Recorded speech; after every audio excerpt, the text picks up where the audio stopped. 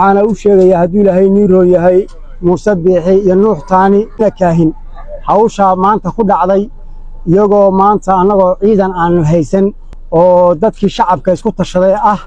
بالدفاعي صدن عشاء سوق الكرلا الناس عناد أنا عيدا هلنا محمد إسا وعن أشياء إن أنا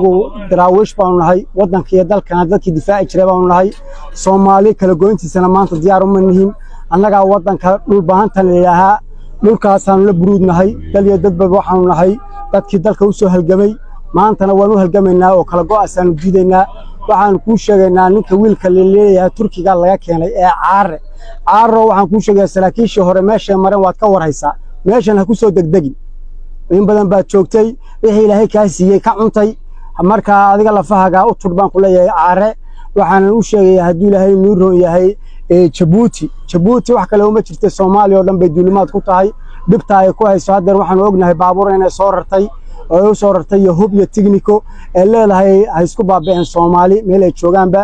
marka waxaan u sheegaynaa tikada barbareer rabtaa inay soo xidhayadna siyaasadda u jeedo waa taa naf kale uma hayso wax erir leeyahay ma jiraan de haduu Muuse uu leeyahay haduu Ilaahay ku rooyahay uu leeyahay anigu erir Soomaaliland nahay oo dir baan nahay hasameey haduu Ilaahay ku rooyahay marka haday arintaas qabiil tahayna waxa qabiil leeyahay ma jiro dalkiya dadka loo dhimanaya marka waxaan u sheegaynaa dad iyo dunyaba meel aan joognaba Ilaahay isku duumni baan Ilaahay uga rajeenayaa guul iyo gobonimo